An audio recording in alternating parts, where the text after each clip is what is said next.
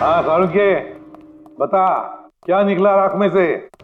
Boss, राख में से बड़ी जबरदस्त बात निकली है। हालांकि इस राख ने मुझे कम परेशान नहीं किया, लेकिन मैंने भी इसका मुंह खुलवा ही लिया, है ना? तो फिर बता दे यार। बताता हूं। तारिका। हाँ सर, हमने इस राख का स्पेक्ट्रोस्कोपी टेस्ट किया। फिर रिपोर्ट से बात साबित हो गई है बॉस कि जयंतीलाल की मौत नेचुरल नहीं है। जयंतीलाल को मारा ही गया। क्या कहा तुमने? जयंतीलाल की मौत नेचुरल डेथ नहीं थी? नहीं। कैसे समझे? कैसे मारा? लार्सनिक से। लार्सनिक? जयंतीलाल की राख में हमें लार्सनिक मिला है बॉस। राख में से लार्सेनिक? सर, कुछ केमिकल्स और हेवी मेटल्स, धातु ऐसे होते हैं जो जलने पर भी नहीं खत्म होते। लार्सेनिक उनमें से एक है। इसलिए लाश के पूरी तरह जल जाने के बावजूद उसमें मौजूद लार्सेनिक जलाने और राख में ऐसे ही रहा। लेकिन एक बात समझ में नहीं आ रही है साहब कि अगर जयंतीलाल की मौत लार्सेनिक की वजह से हुई है तो फिर उसके फैमिली डॉक्टर सूरज को ये पता कैसे नहीं चला? पता कैसे नहीं चला? उसने नेचुरल डेथ का सर्टिफिकेट इश्यू किया ही कैसे और क्यों?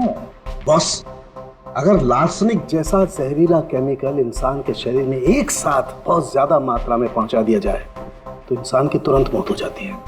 लेकिन अगर यही जहर धीरे धीरे थोड़ी थोड़ी मात्रा में उसके शरीर में पहुंचाया जाए तो उसकी मौत एक साथ एकदम नहीं होती है।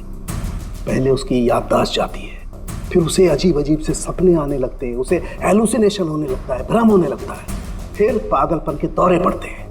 और जयंतीलाल के साथ ये सब कुछ हो रहा था।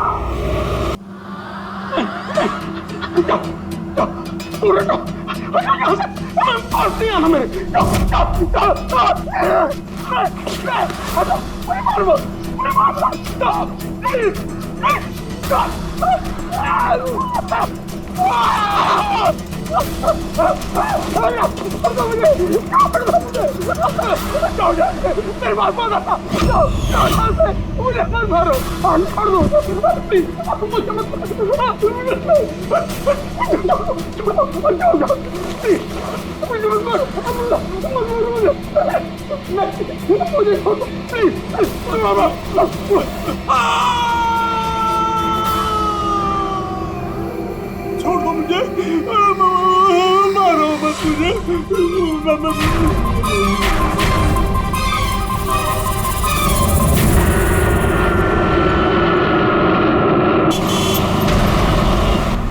थोड़ा जल्दी चलाओ।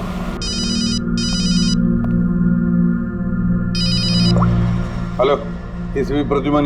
सर, एक खून हुआ है। खून हुआ? कौन बोल रहा है? शहर के मशहूर बिजनेसमैन जयंतीलाल जी का खून। जयंतीलाल जी का खून हुआ? कौन बोल रहा है ये? देखिए सर, मैं कौन बोल रहा हूँ ये इम्पोर्टेंट नहीं है। इम्पोर्टेंट ये है कि सेठ जी का खून हुआ और उनके घर वाले उनकी बॉडी को अंतिम संस्कार के लिए लेकर जा रहे हैं। देखिए सर, अगर बॉडी जल गई तो खूनी कभी नहीं पकड़ा जाएगा। आप देरी मत कीजिए प्लीज, जल्द से जल्द जाकर बॉडी जलाने से रोकिए। हेलो, आप कहाँ से बोल रहे हैं? कौन है आप? हेलो। Damn it.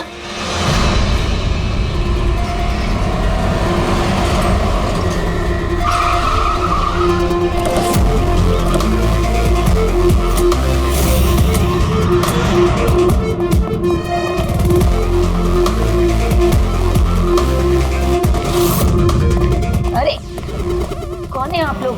ऐसे कैसे घर में अंदर आ रहे हैं? हम लोग सीआईडी से हैं। घर के सारे लोग कहाँ हैं? सर, वो लोग तो साहब की बॉडी लेकर शमशान घाट गए हैं। शमशान घाट गए?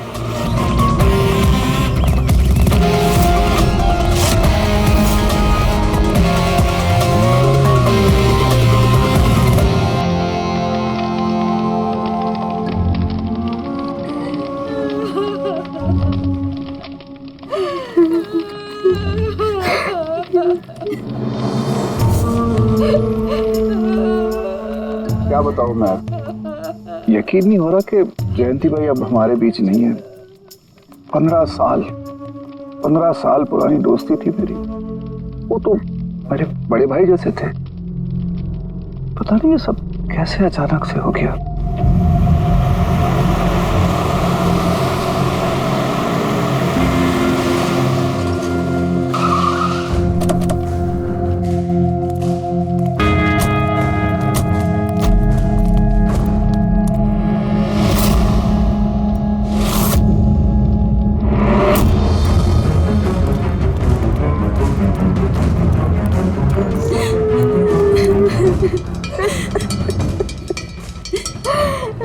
पांचू पूजा। एक्सक्यूज मी,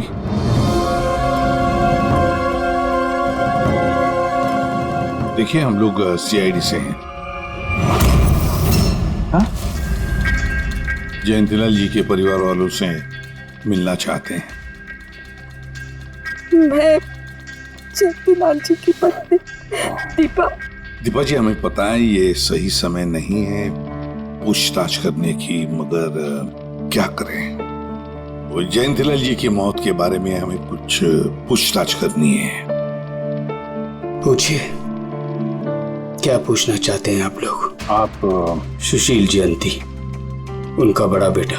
सुशील जी, हमें खबर मिली है कि आपके पिता की मौत एक नेचुरल डेथ नहीं थी, उनकी हत्या हुई है। क्या? ये कैसे हो सकता है? I'm डॉक्टर सूरज, मैं जयंतीलाल का फैमिली डॉक्टर हूँ। मैंने ही कल रात उनको चेक करके उन्हें डेथ सर्टिफिकेट दिया था। He died a natural death। ये सही कह रहे हैं। जयंती भाई की मौत सभी घर वालों के सामने ही तो हुई थी, और इतने सालों से मेरा इस परिवार से रिश्ता है, वो लोग झूठ क्यों बोलेंगे? तो आप लोगों ने इतनी जल्दी में बॉडी क्यों जला दी? तो क्या ये भी गुनाह है? इतने महीनों से पिताजी बीमार थे, कितने इलाज किए, कितनी कोशिशें की, नहीं बचे वो। देखिए, हमें इंफॉर्मेशन मिली है कि जयंतीलाल जी की हत्या हुई है। क्या? हमने आपके पड़ोसी से भी पूछा, उन लोगों ने भी कल रात जयंतीलाल जी के चिल्लाने की आवाज सुनी थी। देखिए, पड़ोसियों ने जो कहा वो सही है, लेकिन उनको या आप लोगों को सही बात नहीं पता है। और वो सही बात क्या है? पिछले 3 महीने से डैडी की दिमागी हालत भी ठीक नहीं थी। वो ना सिर्फ लोगों को और बातों को भूलने लगे थे, बल्कि उनको हेलुसिनेशन यानी भ्रम हो गया था। गलत सही, सच झूठ का फर्क उनको समझ में नहीं आ रहा था। दौरे पड़ने लगे थे उनको लगने लगा था जैसे उनको कोई मारने वाला है। कल रात भी उनको ऐसा ही दौरा पड़ा था।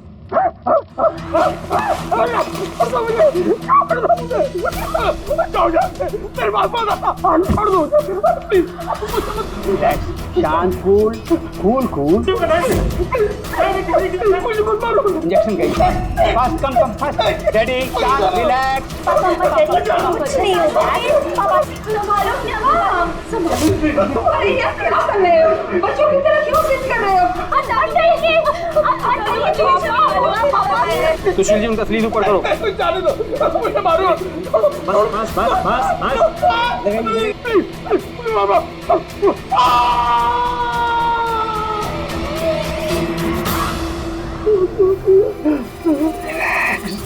और इस बार अटैक इतना बड़ा था कि मुझे उन्हें बेहोशी का इंजेक्शन देना पड़ा, और 2 घंटे बाद उनकी मौत हो गई।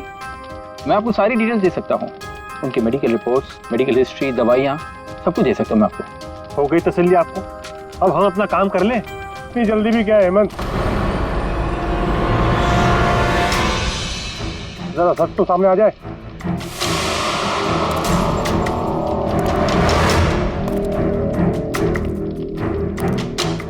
आप सर, मेरा नाम मोहन, मैं जयंतीलाल जी का वकील। मैंने आपको फोन किया था सर। मोहन जी, आपको ऐसा क्यों लगता है कि जयंतीलाल जी की हत्या हुई है? मेरे शक की वजह है उनकी वसीयत। लेकिन ऐसा क्या है इस वसीयत में? सब कुछ, कि उनकी जायदाद में से किसको कितना हिस्सा मिलेगा। उससे क्या फर्क पड़ता है? हम सब एक फैमिली हैं, किसी को छोटा किसी को बड़ा शेयर मिलेगा, यही ना? दैट्स ओके, कोई फर्क नहीं पड़ता है। अगर जयंतीलाल जी की मौत नेचुरल ना होकर मर्डर साबित हुई, तो आप में से किसी को भी उनकी जायदाद का कोई हिस्सा नहीं मिलेगा। Nothing at all. ऐसे कैसे हो सकता है? मुझे बराबर याद है कि 1 साल पहले उन्होंने मेरी सलाह लेकर ही ये वसीयत बनाई थी, और उसमें तो ऐसा कुछ भी नहीं लिखा था। दीपा जी, 3 महीना पहले उन्होंने नई वसीयत बनवाई थी। ये क्या बोल रहे हैं आप? ये कैसे हो सकता है? ये सब कुछ बकवास है। अरे पिताजी आपको कब मिले? आप तो 3 महीने से हमारे घर पे आए नहीं, और पिताजी भी 3 महीने से घर के बाहर निकले ही नहीं। तो फिर हेमंत, वो खुद मेरे ऑफिस में आए थे 3 महीना पहले। दीपा जी, 3 महीना पहले उन्होंने नई वसीयत बनवाई थी। ये क्या बोल रहे हैं आप? ये कैसे हो सकता है? ये सब कुछ बकवास है। अरे पिताजी आपको कब मिले? आप तो 3 महीने से हमारे घर पे आए नहीं और पिताजी भी 3 महीने से घर के बाहर निकले ही नहीं, तो फिर? हेमंत, वो खुद मेरे ऑफिस में आए थे 3 महीना पहले। मैं अब जिंदा नहीं रहूंगा। आप क्या कह रहे हैं सर? कोई मेरी जान लेना चाहता है, मुझे मार डालेगा। सर कैसी बात कर रहे हैं आप? कौन है जो आपको मारना चाहता है? कोई अपना, मेरे परिवार के सदस्यों में कोई है। मुझे पूरा यकीन है कि मैं अब चंद दिनों का मेहमान हूं। सर कौन है वो? कहा ना, कोई अपना। क्या सोच रहे हो? पुलिस के पास जाऊं? यही कहना चाहते हो? सर मैं पुलिस को खबर करूं? नहीं, पुलिस वाले भी अब मुझे पागल समझेंगे। तुम मेरा एक काम करो मोहन, मेरा वसीयतनामा बदल डालो। अगर मेरी मौत हो जाती है और मौत के बाद ये साबित होता है कि उसका कारण मेरा परिवार है, तो मेरा बिजनेस, मेरा पैसा, मेरा कुछ भी परिवार के किसी भी सदस्य के नाम नहीं होगा। सर अगर परिवार के सदस्य को नहीं मिलेगा तो किसको मिलेगा?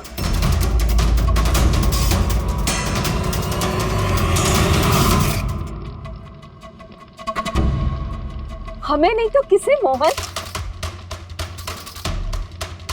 जायदाद किसको मिलेगी? और सीआईडी को।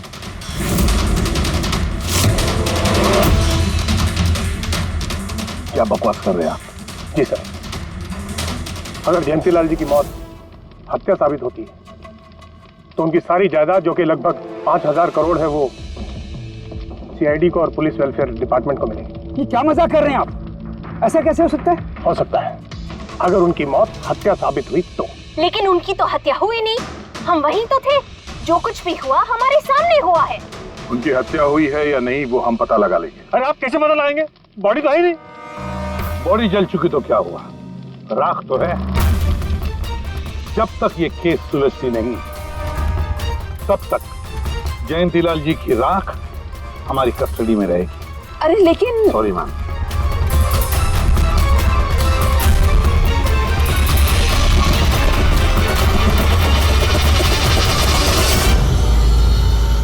मोहन जी, सर जरा बताइए, क्या जयंतीलाल जी ने खुद आपसे कहा था कि उनके परिवार वालों में से कोई है जो उनकी जान लेना चाहता? जी सर। क्यों? सर वजह तो पता नहीं, लेकिन उनको लगता था कि उनके घर वाले पैसों के लिए उनकी जान लेना चाहते हैं सर। पेटों से वो खुश भी नहीं थे। वो चाहते थे कि हेमंत और सुशील उनके साथ बिजनेस में हाथ बटाएं, उनके साथ बिजनेस करें, लेकिन ऐसा हुआ नहीं सर। ऐसा क्या हुआ? सर दोनों ने अपना अलग अलग बिजनेस शुरू किया, लेकिन उसे भी चला नहीं पाए। और हेमंत सर वो तो एक नंबर का अय्याश निकला। उसने सेठ जी के सारे पैसे उड़ा दिए। सर बाप बेटे में हमेशा खटर पटर चलती रहती थी, कभी बनी नहीं बाप बेटे में। बनती नहीं थी, मगर हम बाप बेटे तो थे। मुझे पैसों की बहुत जरूरत थी, लेकिन इसका ये मतलब थोड़ी है कि मैं अपने पिता को ही मार दूंगा। मार भी सकते हो। आखिरकार दुनिया में आधे से ज्यादा गुनाह तो पैसों के लिए ही होते हैं। फिर तो सुशील भैया की वजह मुझसे बड़ी थी। उनका पिछला बिजनेस उन्होंने घाटे में बंद किया और अभी जो है वो नुकसान में चल रहा। सर मार्केट का बहुत पैसा है उनके ऊपर, और डैडी भी इस बार सुशील भैया की मदद करने के लिए रेडी नहीं थे। सर मैं मानता हूं कि डैडी नाराज थे, नहीं दे रहे थे मुझे पैसे, पर मुझे यह भी पता है कि वो मुझे और मेरे परिवार को मरने के लिए नहीं छोड़ सकते थे। खून में उनका खून तो हो, इसीलिए पैसों के लिए अपनों का ही खून बहा दिया। सर एक आइडिया है। क्या है कि अब जो हुआ सो हुआ, उसको बदला तो नहीं जा सकता, लेकिन इस सिचुएशन से अपना फायदा जरूर निकाल सकते हैं। क्या मतलब? वो सर आप ये मामला सुलझा दीजिए। मान लीजिए कि नेचुरल डेथ थी, अब वसीयत के हिसाब से पैसे सीआईडी और मुंबई पुलिस की जगह हमें मिलेंगे जो उसके असली हकदार हैं। नहीं, आप लोगों का जो नुकसान हुआ होगा वो हम आपस में समझ लेंगे ना। सुशील जी, हर आदमी एक जैसा नहीं होता, और दोबारा ऐसे बात करने की गलती नहीं करना, समझे? तुम अपनी दादाजी से बहुत करीब थी ना? दादाजी मुझे बहुत प्यार करते थे, हम दोनों बेस्ट फ्रेंड्स के जैसे थे, एक दूसरे से सारी बातें शेयर करते थे। कभी दादाजी ने तुमसे कहा था कि उनकी जान को खतरा है, कोई उन्हें मारना चाहता है, ऐसे कभी कुछ कहा था उन्होंने? उन्हें हर किसी से डर लगता था। दादाजी सिर्फ मेरे पे विश्वास करते थे, बाकी उन्हें सबसे डर लगता था। तो उन्हें लगता था कि कोई उन्हें मार देगा। चलो दादू, अब हम खाना खाएंगे। क्या ये? चलो चलो चलो चलो दादू। मुझे वो सब लोग इसमें जहर मिला के मुझे मारना चाहते हैं। कौन मारना चाहता है दादू आपको? वो सब लोग मिले हुए हैं, सब मेरे खिलाफ साजिश कर रहे हैं। तुम भी मत खा, अरे फेंक देते, वरना तू भी मर जाएगी। दादू आप मेरा विश्वास करो, ये खाना मैंने अपने हाथों से बनाया, इसमें कुछ नहीं है, इसमें जहर भी नहीं, कुछ नहीं है दादू, आप मेरा विश्वास करो। देखो देखो देखो, मेरे हाथों में खा रही हो ना, देखो देखो, मुझे कुछ हुआ, मैंने अपने हाथों से बनाया। चलो दादू, चलो चलो चलो, खाओ खाओ खाओ खाओ। गुड दादू, गुड दादू। चलो एक और बाइट, जल्दी से जल्दी से जल्दी से जल्दी से एक और बाइट खाएंगे। अच्छा है ना दादू? गुड गुड, चलो मुझे चलो। कितना प्यार करती है, तू मेरा कितना ख्याल रखती है, बाकी सब लोग मेरी दौलत के पीछे मुझे मार देंगे। दादू आपको कुछ नहीं होगा, आपका बहादुर बच्चा है ना इधर, मैं आपको कुछ नहीं होने दूंगी। देखो, अब तुम घर जाओ, जाओ, और देखो किसी भी चीज की जरूरत पड़े तो मुझे फोन करना, ठीक है? जाओ।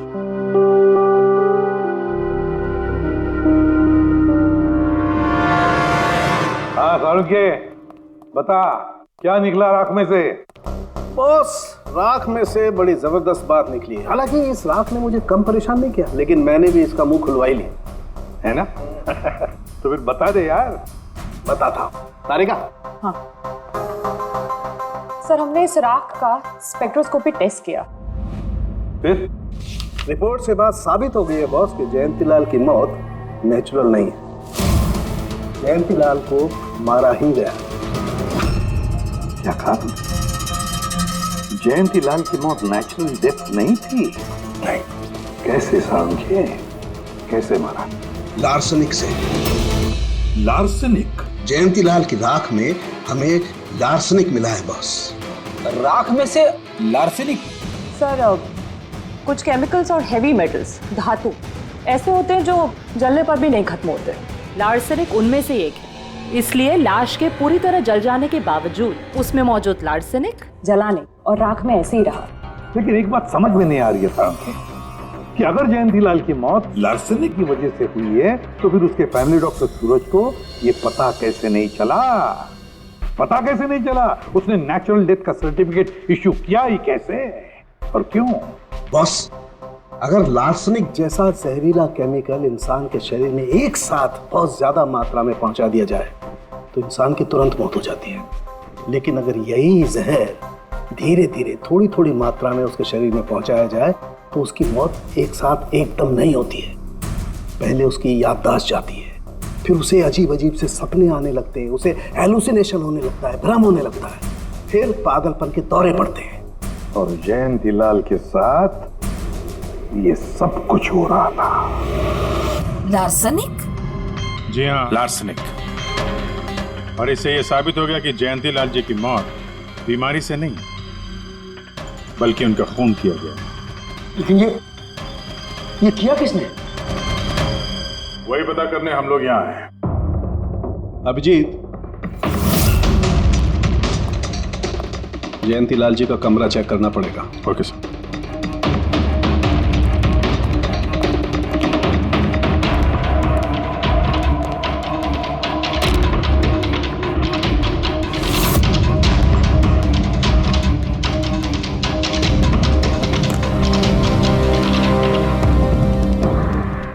हम पे शक कर रहे हैं? आपने ऐसे सोच भी कैसे लिया कि हम लोगों में से कोई ऐसी घिनौनी हरकत कर सकता है? ऐसा कुछ नहीं है माँ, ये सब इनकी चाल है। डैडी की प्रॉपर्टी इन्हें मिल जाए इसके लिए मनगढ़ंत कहानी बना रहे हैं ये लोग। बकवास मत करिए सुशील जी, दोबारा ऐसा बोला ना अंदर डाल दूंगा।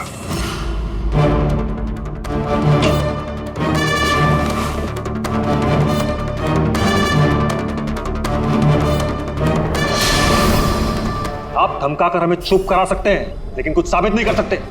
एग्जैक्टली आप लोग ये सब कुछ इन 5,000 करोड़ के लालच में कर रहे हैं ना?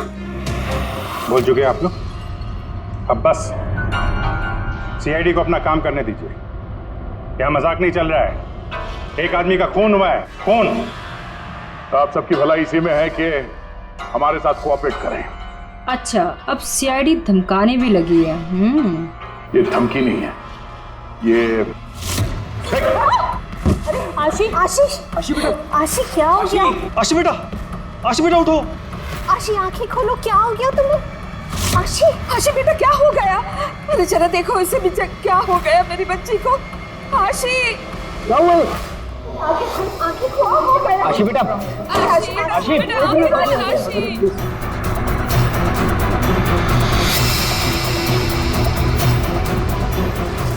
हो गया आशी? आशी इसे हॉस्पिटल ले जाना पड़ेगा फौरन। हाँ पंकज, क्या? माय गॉड, ये अच्छा ठीक है। क्या हुआ? ये डॉक्टर सूरज ने आशी के कुछ टेस्ट किए थे, पता चला कि उसके खून में भी लार्सेनिक है। लेकिन सर, लार्सेनिक आशी के खून में पहुंचा कैसे होगा? सर ऐसी कोई कॉमन चीज जो जयंतीलाल जी और आशी दोनों के कांटेक्ट में आई हो? खाना। अब आशी ने बताया था ना कि कुछ दिनों से जयंतीलाल जी का खाना वो खुद टेस्ट कर रही थी। नहीं बस खाना नहीं, ये कुछ और है। ये सालों के सब, ये आपको कैसे पता चला? बताता हूं, बस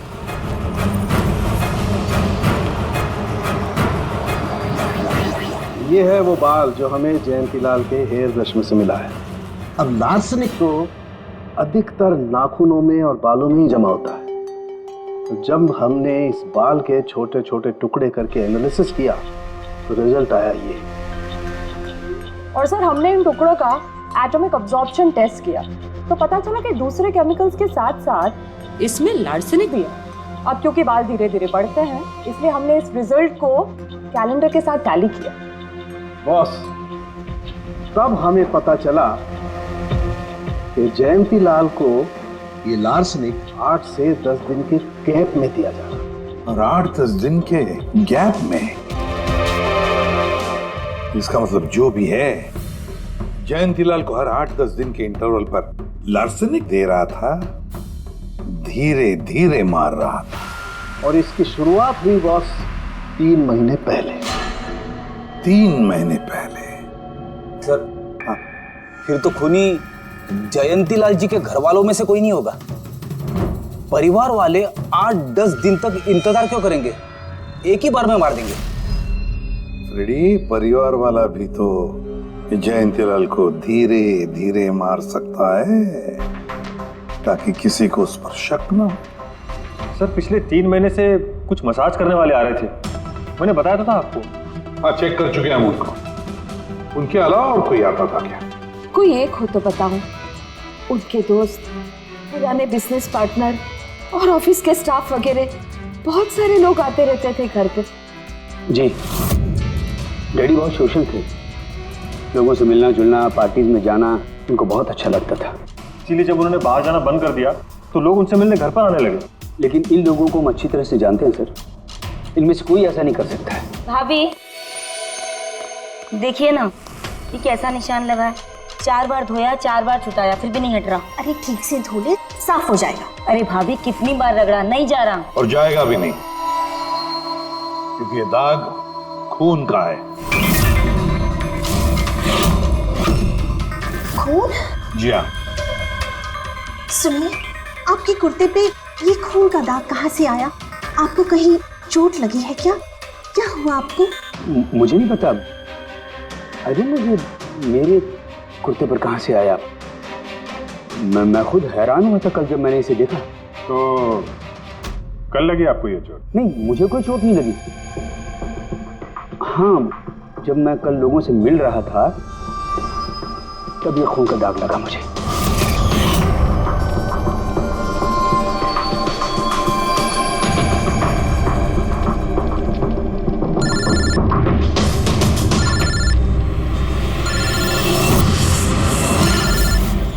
बिना चोट खून के धब्बे, अजीब बात है।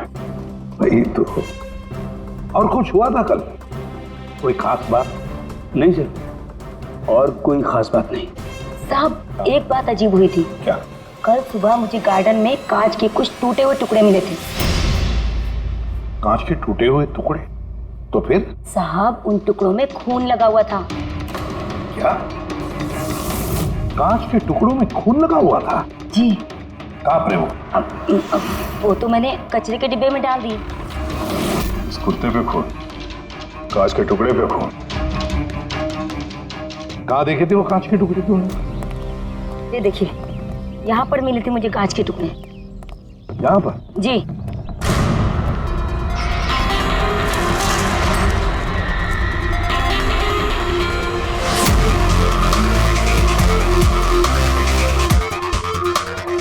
टूटा हुआ बल्ब है सर। बल्ब का टुकड़ा मिला क्या उसके? काम करो अभिजीत, इस घर में जितनी भी लाइटें हैं, लैंप्स हैं, सब चेक करो। देखो कोई बल्ब गायब है क्या।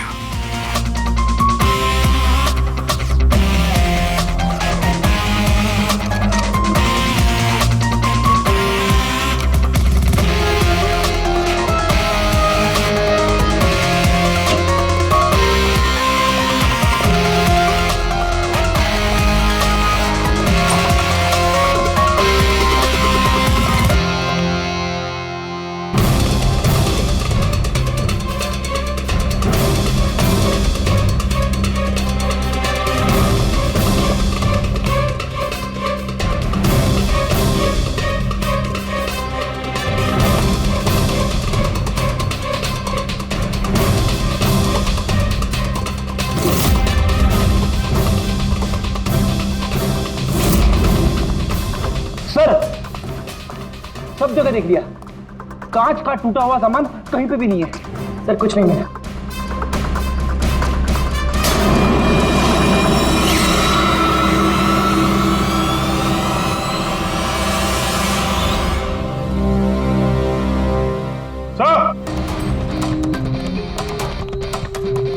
अभिजीत, ये सही, ये देखिए, यहाँ का बल्ब गायब है।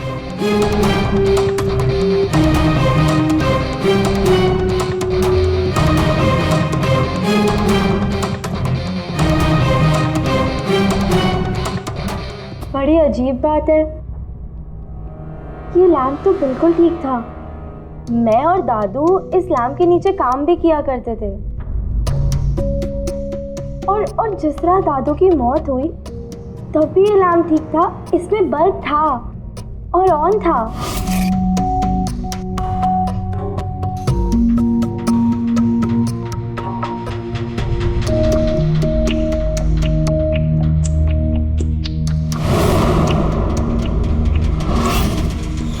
तो फिर इस लैंप से बल्ब अचानक गायब कैसे हो गया? क्यों कविता?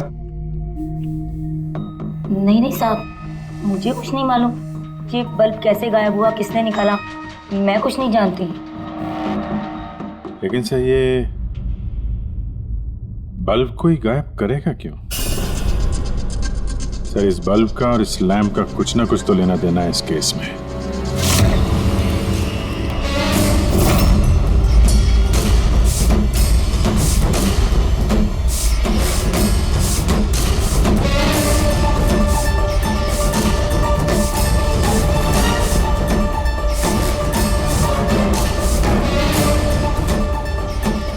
बॉस, ये धब्बे देख रहा?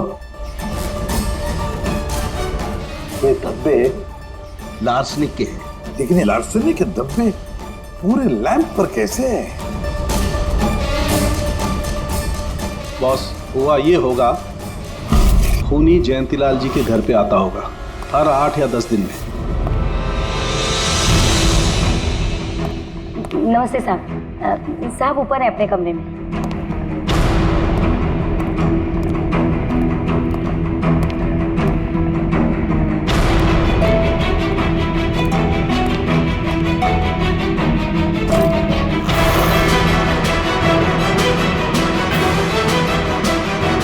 और चुपके से जयंतीलाल के टेबल लैंप पे लार्सनिक छिड़कता होगा।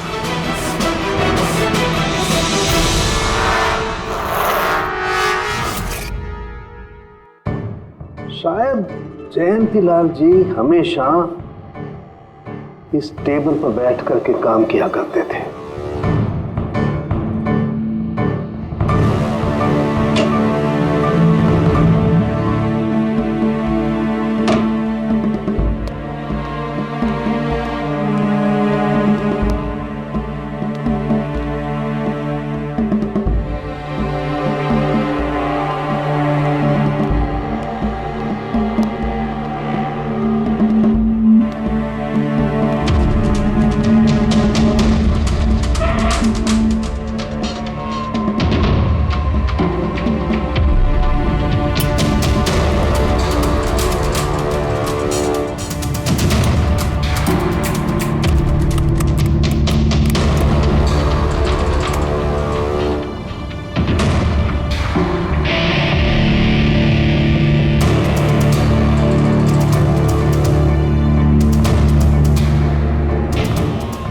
जैसे ये बल्ब गर्म होता था, लार्सनिक धीरे धीरे फैलकर जयंतीलाल जी की सांसों में घुल जाता था।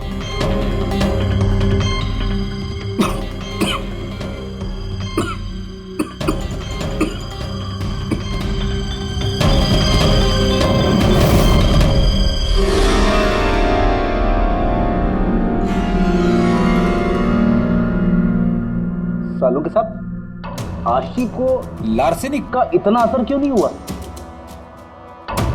उसे लार्सनिक का इतना असर इसलिए नहीं हुआ फ्रेडी, क्योंकि वो यहां हमेशा नहीं रहती थी, कभी कभी आती थी अपने दादाजी के पास। यार ये जो भी कोई है, इस जयंतीलाल के और घर वालों के करीब का ही कोई है, इसलिए वो जयंतीलाल की मौत के वक्त यहां मौजूद था और मौत होने के बाद में सबूत मिटाने के लिए उसने उस लैंप में से वो बल्ब निकालकर अपने जेब में रख दिया होगा और फिर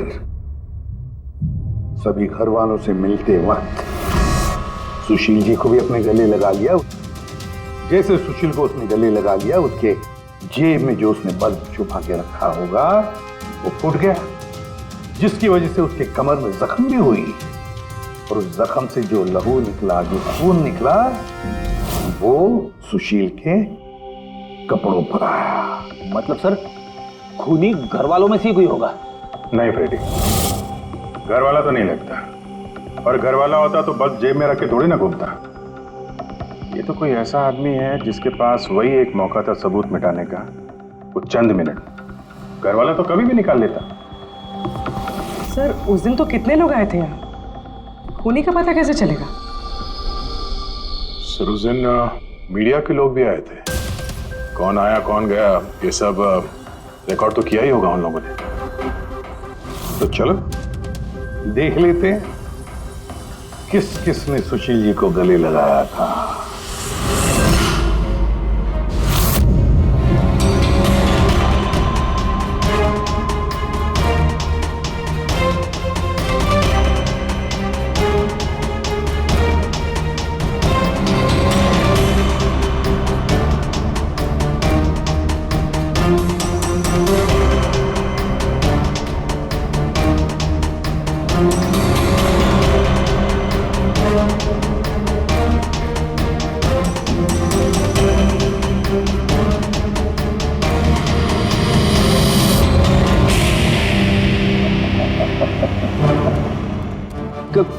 क्या हुआ सर, खूनी का पता चल गया?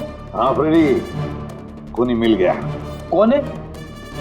फ्रेडी, इस आदमी की पूरी कुंडली निकालो, पता लगाओ पिछले 3 महीनों में ये कहां कहां गया था, किस किस से मिला था, क्या क्या किया है इसने, सब कुछ।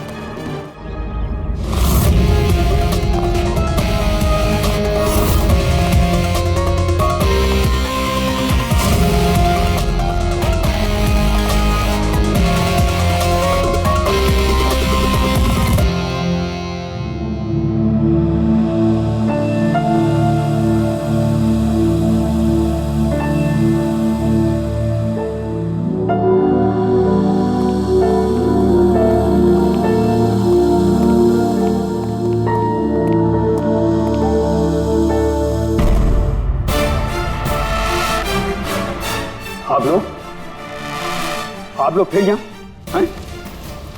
खूनी का तो पता चला नहीं होगा, कुछ छानबीन रहेगी होगी नहीं? नहीं सुशील जी, कोई छानबीन नहीं बची है। खूनी का पता चल गया और खूनी अभी इसी वक्त यहां हम सबके बीच मौजूद है। क्या? कौन है वो?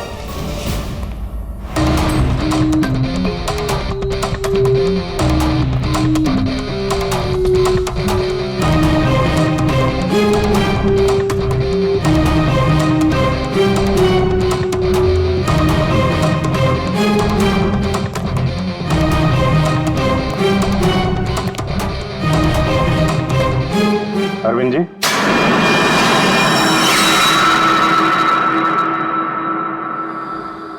जरा उठेंगे आप? मैंने क्या किया? अरविंद जी, आपने क्या किया इसका तो पता हमने लगा ही दिया। बस अब आपके कारनामे हम आप ही के मुंह से सुनना चाहते हैं। क्या बकवास है ये? आप मुझ पर इल्जाम लगा रहे हैं। आपको क्या लगता है कि मैंने जयंती को मारा?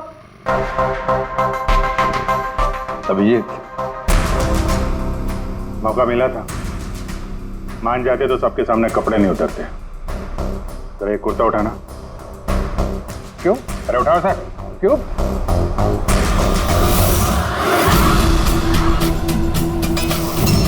क्या है ये? निशान कैसा है?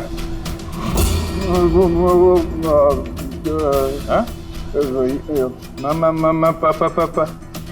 कौन सी भाषा बोल रहे हो तुम? हिंदी में बोलो, हिंदी में, मातृभाषा है हमारी। भूल गए क्या? याद दिलाओ। हाँ? नहीं सर,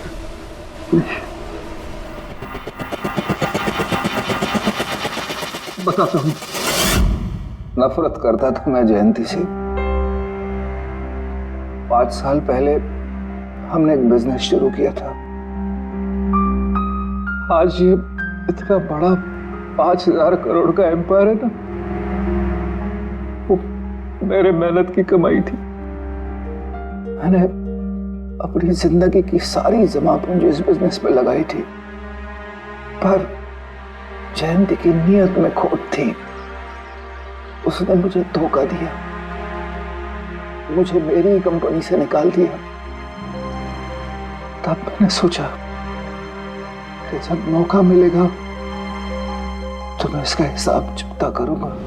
और वो मौका तुम्हें मिला 3 महीने पहले एडवोकेट मोहन के ऑफिस में, जहां पर जयंती लाल जी भी आए थे और तुम्हें चुपके से उन दोनों की बातें सुन ली थी।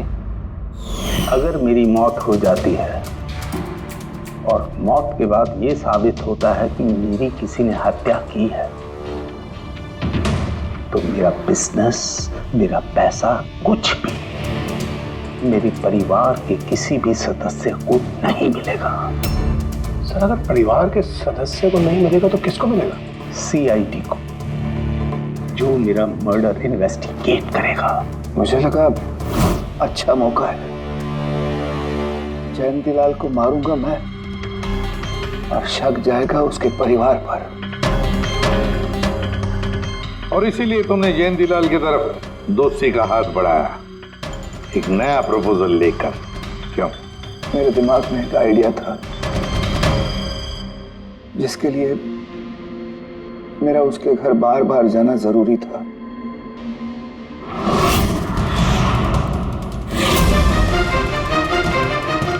साहब ऊपर है अपने कमरे में।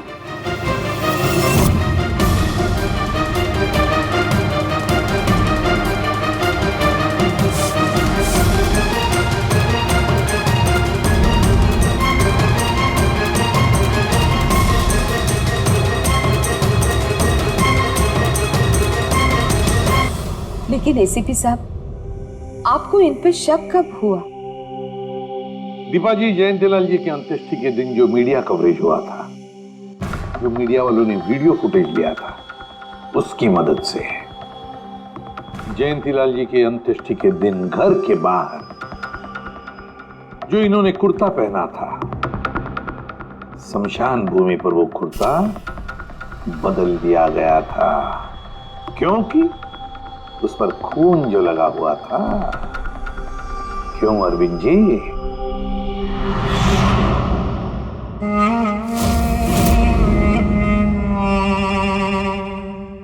अरविंद जी, बदले की आग में तुमने जयंतीलाल का खून कर दिया।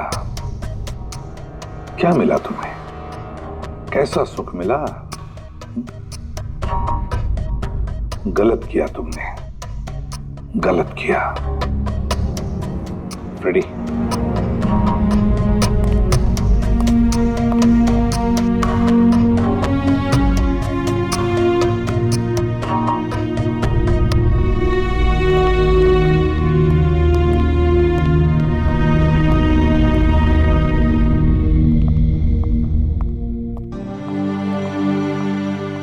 You sir, thank you very much, and we are sorry हम लोगों ने आपको काफी बुरा भला कहा। दरअसल हमें लगा कि पैसों के चक्कर में आप हम परिवार वालों को इस केस में कल्प्रिट बनाने की कोशिश कर रहे हैं। नहीं, कोई बात नहीं। एसीपी साहब, मैं मेरे पति की अंतिम इच्छा पूरी करना चाहती हूँ। सीआईडी और पुलिस वेलफेयर फंड में मैं डेफिनेटली डोनेट करूंगी। Thank you very much, thank you.